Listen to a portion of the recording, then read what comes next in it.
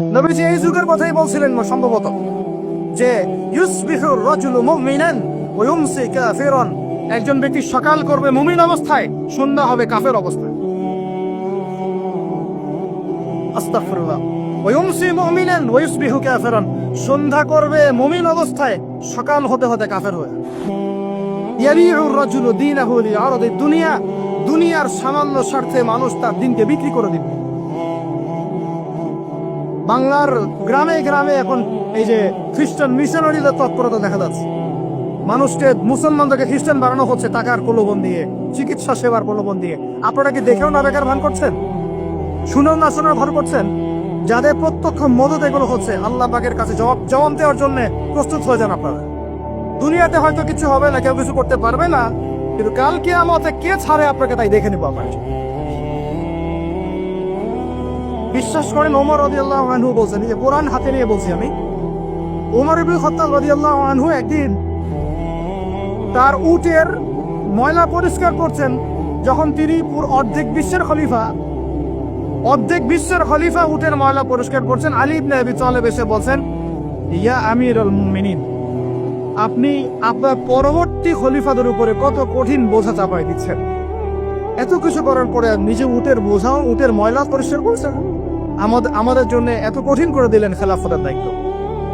তখন ওমর ইবনে খাত্তাব বলছেন, এই কথাটা শুন, তিনি বলছেন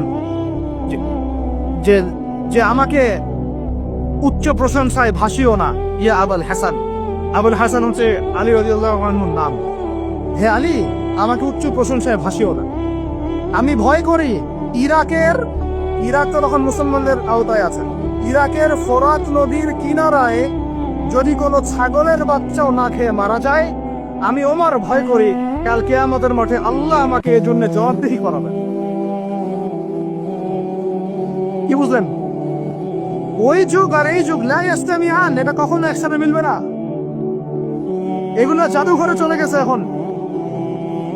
তিনি বলছেন, ওমর রাদিয়াল্লাহু আনহু যিনি জান্নাতের সার্টিফিকেট প্রাপ্ত মানুষ, যার জান্নাতের ঘর আল্লাহ রাসূল দেখে এসেছেন, তিনি বলছেন যে আমি ভয় করি ইরাকের ফোরাত নদীর কিনারায় কোন মেষপালক বা ছাগলের বাচ্চা, মেষ শাবক, তারাও যদি না খেয়ে পানির পিপাসায় মারা যায়, আমি ওমর ভয় করি কাল কিয়ামতের মাঠে আল্লাহ আমাকে জবাবদিহি করবেন।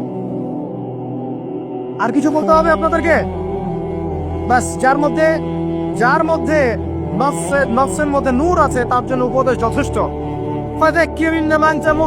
তুমি উপদেশ দাও, তুমি শুধু উপদেশ দাতা, লাস্তা আলাইহিম বিমুসাইতির, তুমি কারো প্রতি দারোগা নও। ফাযাক্কিরিন নাফাআতি যিকরা, যদি উপদেশ কাজে আসে উপদেশ দিয়ে যাও। সায়াযাক্কারু মান ইয়াখশা, যে আল্লাহকে ভয় করে সে ইনশাআল্লাহ অতি শীঘ্রই লাইনে চলে আসবে, আল্লাহকে ভয় করবে। বাস, আমাদের কাজ এতটুকুই, এর বেশি আমাদের কোনো দায়িত্ব নাই।